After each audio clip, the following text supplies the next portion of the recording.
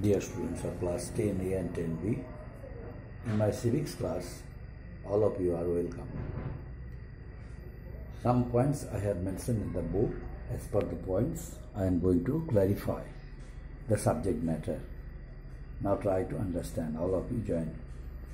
First point, President of India, executive powers, diplomatic powers, military powers, judicial powers, financial powers. You know, already I have taught this portion, but for your better understanding, once again I am, re-explaining the same points, because these are the powers you have to keep in your mind, because sometimes, because this type of questions usually come. What is this? Describe the, write the 4 executive powers of the president. Write 2 military powers of the president. Mention 2 financial powers of the president, like this. That's why each power of the president you have to learn properly. These are very easy, but you have to notice, you have to carefully learn different types of powers of the president. The first one, executive powers. Executive powers. You know, the executive powers of the president means president is the head of the union administration.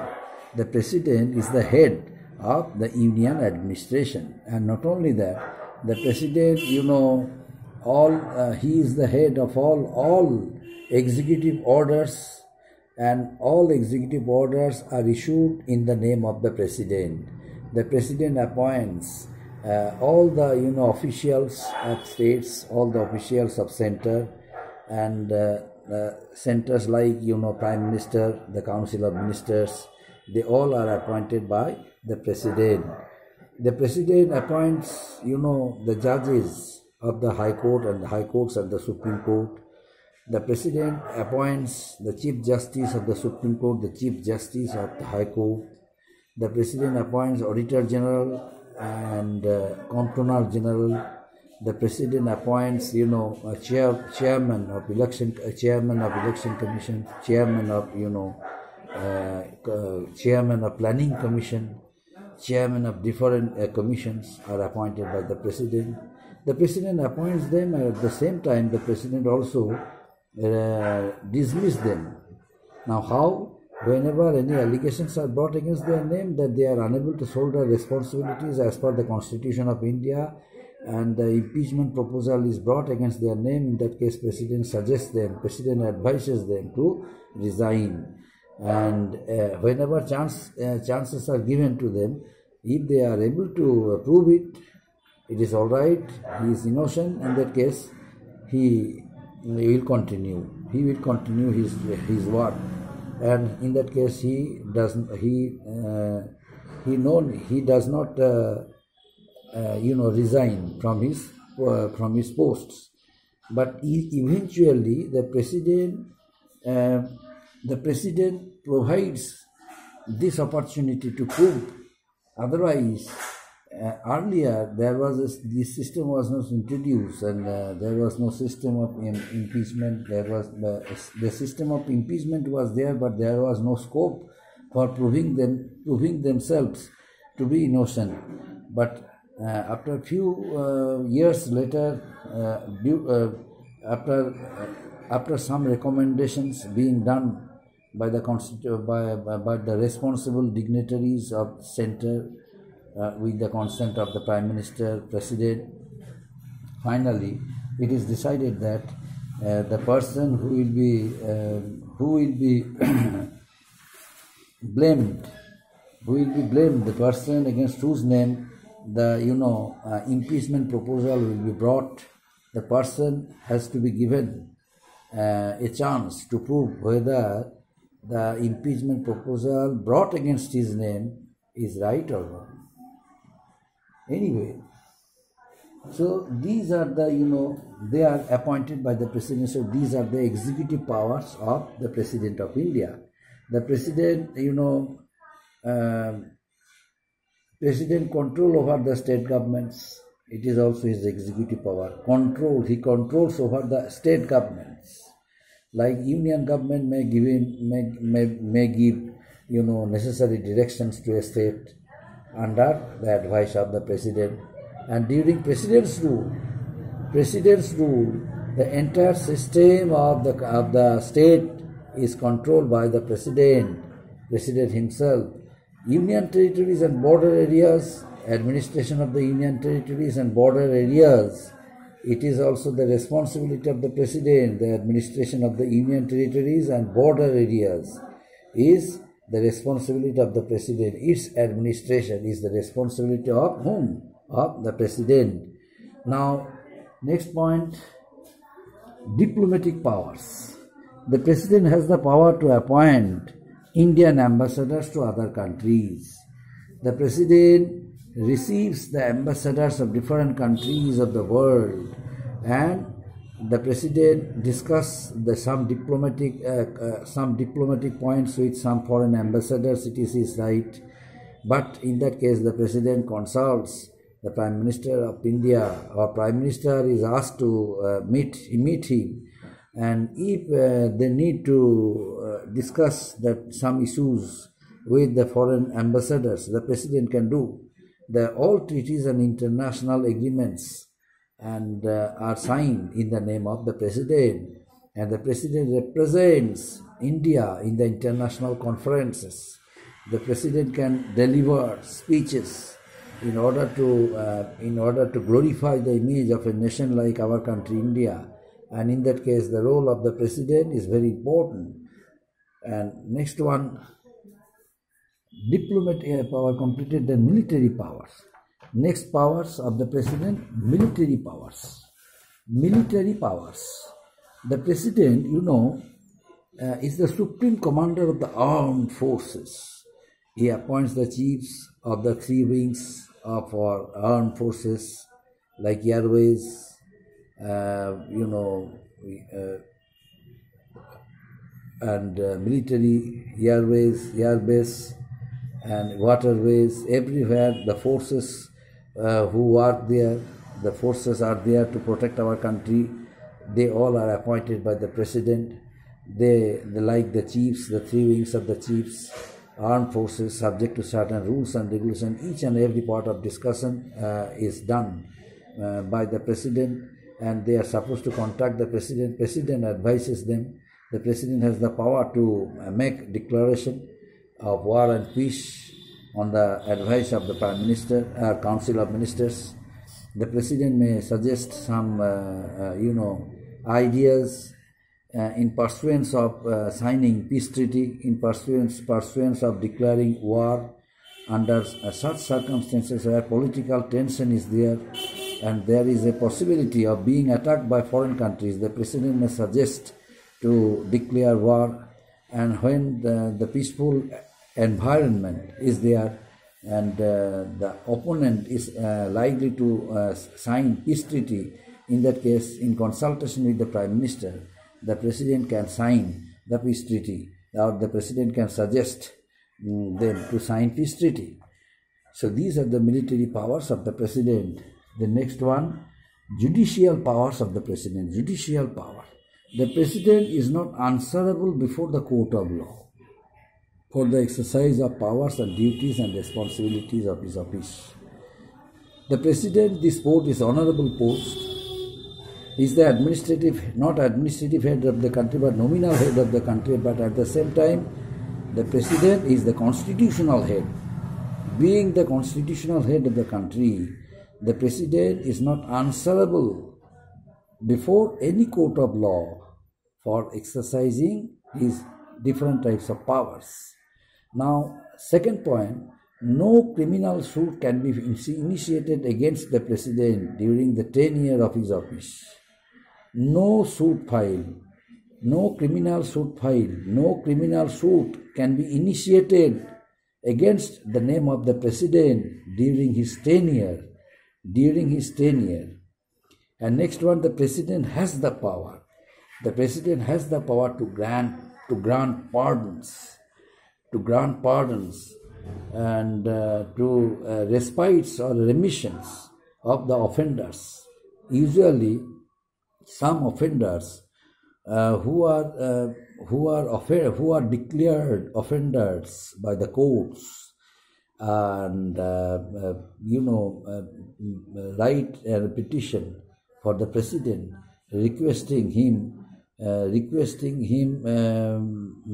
about himself or about themselves to pardon themselves from being punished or for being hanged, like that punishment, whatever the court usually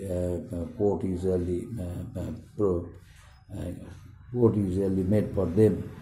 But in that case, the president may go through the files of the offenders, and then if president considers that the offense, whatever is there, the offense are very light offense, not so complicated, and in that case the person should not be hanged. His punishment should be reduced. In that case, the president can reduce his punishment on the basis of his family condition. If the person belongs to a very rich family, and suppose he is the only earning member of his family, the president found out no offense by reading his file, in that case the person's offense can be reduced by the president. The president can reduce the person's offense or the offender's offense. So these are the important judicial powers of the president. The president can protect a person from being hanged. The president can reduce the punishment. Instead of 10 years of jail, he may reduce the punishment and make it from 10 to 2 years or 5 years, like that. So it is depending on the president. And in all cases where the punishment or sentence of death, sentence is for an offense against any law relating to union or concurrent list, the president consults the Supreme Court. The president can consult the high courts, judges of the high courts, or the judges or the Chief Justice of the Supreme Court regarding that matter, what should be done.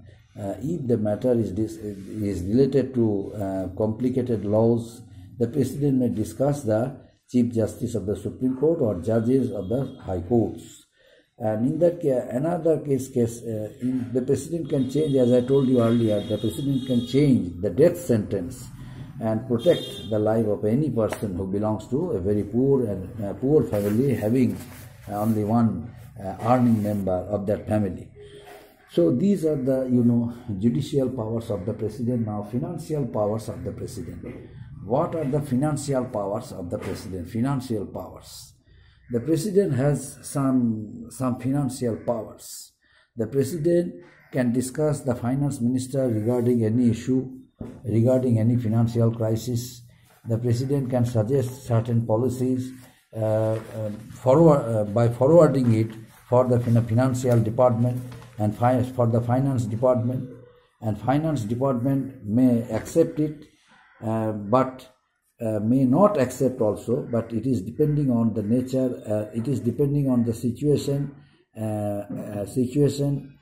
created by the Prime Minister. Since Prime Minister is the administrative head of the country, Prime Minister may suggest the Finance Minister to do as per the requirement of the country. In that case, but it is not the matter of being dishonored by a department like Finance Department, like Department of Prime Minister, like Foreign Ministry Department, like that.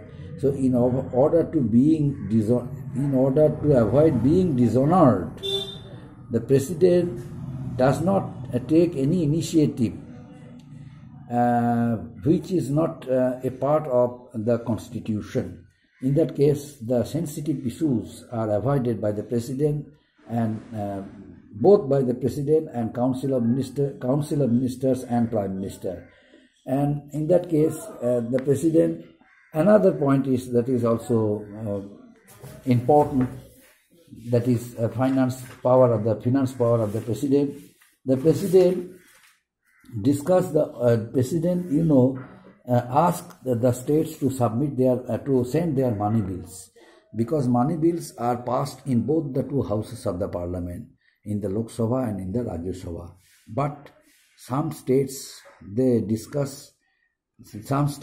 make delay in sending the money bills to the president.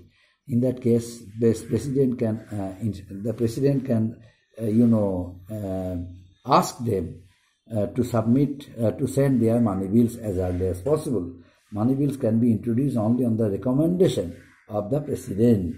Money bill can be introduced only on the recommendations of the president. And annual budget contents, that is also part of discussion during financial budget of financial year made by the finance minister. The role of president also is very important, because the president, if the financial budget is introduced, the financial budget is made by making income and expenditure of the union government for the coming year. Finance minister on behalf of the president, places the annual budget before the parliament or before the speaker of the Lok Sabha. And both the two houses, these budgets are, placed. But in the name of, on behalf of whom? On behalf of the President of India. President can authorize withdrawal of advices from the contingency fund of India during crisis period. Such expenditure should be subsequently approved by the parliament. And apart from this, after every 5 years, the president appoints a finance commission comprising a chairman and 4 other members. Why? Because the commission makes recommendations to the president or financial matters.